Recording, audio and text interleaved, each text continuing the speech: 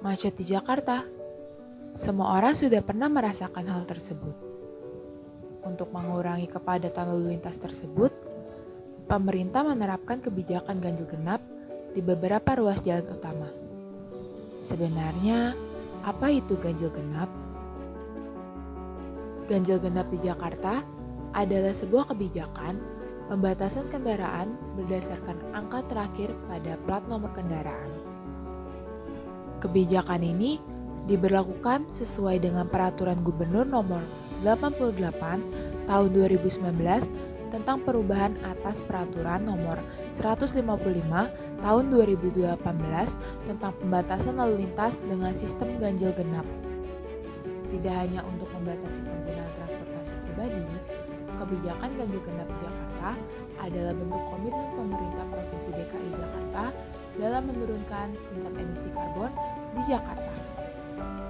Menurut Kepala Dinas Perhubungan dan Transportasi DKI Jakarta, Adrian Syah, proporsi jumlah kendaraan yang platnya diakhiri nomor ganjil genap relatif seimbang, yaitu sekitar 50,05% dan 49,95%.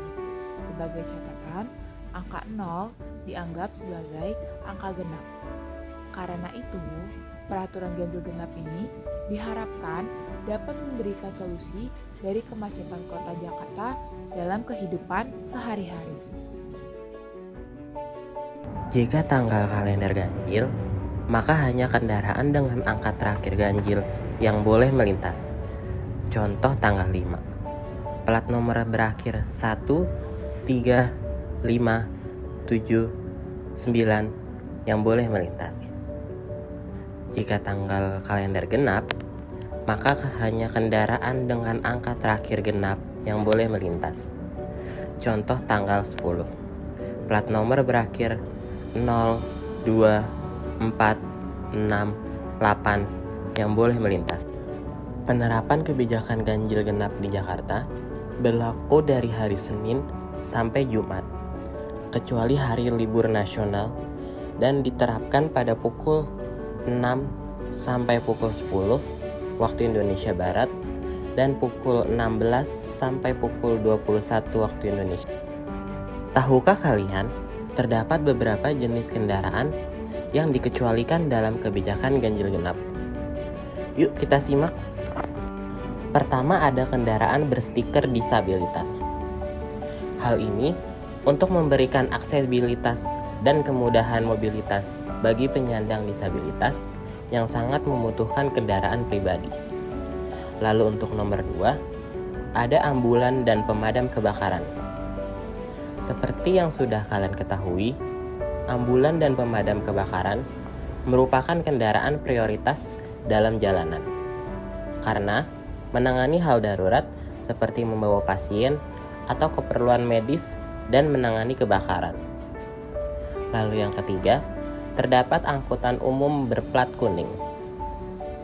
Angkutan ini digunakan untuk masyarakat luas sebagai transportasi umum yang justru membantu dalam mengurangi kendaraan pribadi.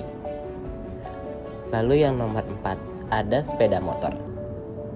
Karena jumlahnya yang terlalu banyak, namun lebih fleksibel dan dianggap tidak sebesar mobil dalam menyumbang kemacetan di ruas jalan. Lalu yang kelima, ada kendaraan berbahan bakar listrik. Seperti yang sudah kita singgung sebelumnya, kebijakan ini diterapkan untuk menurunkan emisi karbon.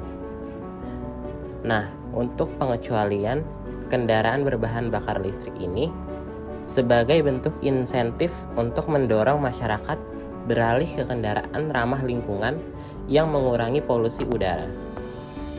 Keenam, truk tangki bahan bakar.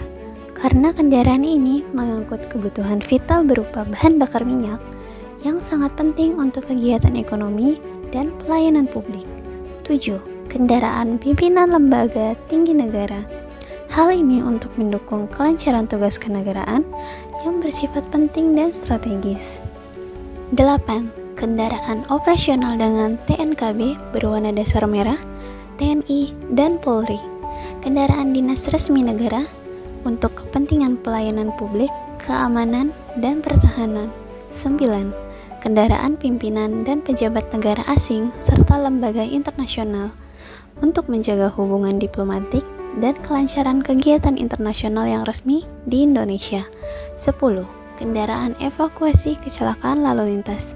Kendaraan evakuasi ini harus segera melintas untuk melakukan penanganan cepat terhadap kecelakaan di jalan raya. 11. Kendaraan pengangkut uang Bank Indonesia, antar bank, dan pengisian ATM dengan pengawasan Polri untuk menjamin kelancaran distribusi uang sebagai salah satu urat nadi perekonomian nasional. 12. Kendaraan untuk kepentingan tertentu menurut pertimbangan Polri memberi ruang fleksibilitas dalam kondisi darurat atau kebutuhan khusus yang tidak bisa diprediksi sebelumnya. Dan hingga saat ini terdapat 26 ruas jalanan di Jakarta yang memberlakukan sistem ganjil genap. Yang pertama ada di Jakarta Pusat, terdapat di Jalan Gajah Mada, Jalan Hayam Wuruk, Jalan Majapahit, Jalan Medan Merdeka Barat, Jalan MH Tamrin, Jalan Jenderal Sudirman, Jalan Balikpapan, Jalan Kiai Caringin, Jalan Salim Baraya sisi barat, dan Jalan Salim Baraya sisi timur, mulai dari simpang Jalan Paseban Raya sampai Jalan Diponegoro, Jalan Keramat Raya, Jalan Stasiun Senen, dan Jalan Gunung Sahari. Selanjutnya ada Jakarta Selatan, yaitu ada Jalan Sisingamangaraja, Jalan Panglima Polim, Jalan Fatmawati, Jalan Surya Pranoto, Jalan Gatot Subroto, dan Jalan Air Rasuna Said. Jalan di Jakarta Timur ada Jalan MT Haryono, Jalan di Panjaitan, Jalan Jenderal Ahmad Yani, dan Jalan Pramuka. Selanjutnya ada Jakarta Barat, yaitu ada Jalan Pintu Besar Selatan, Jalan Tomang Raya, Jalan Jenderal S. Parman. Dengan kebijakan ini, diharapkan jumlah kendaraan berkurang hingga 50%, sehingga lalu lintas lancar, polusi udara menurun, dan masyarakat terdorong untuk menggunakan transportasi umum. Jadi, jangan lupa perhatikan tanggal sebelum berkendara ya guys, karena pelanggaran ganjil genap di Jakarta diatur dalam pasal 287 Undang-Undang Nomor 12 Tahun 2009 tentang Lalu Lintas Angkutan Jalan atau ULAJ. Pengawasan dan penindakan pelanggaran ganjil genap dilakukan dengan dua cara, yaitu manual oleh aparat kepolisian dan tilang elektronik atau ETLE. Pelanggaran ganjil genap akan dikenakan denda dengan besaran yang telah ditentukan atau dengan denda maksimal hingga Rp500.000. Waduh, sayang banget kan? Dengan mematuhi aturan ganjil genap, kita turut membantu mengurangi kemacetan dan menjaga kualitas udara di kota kita.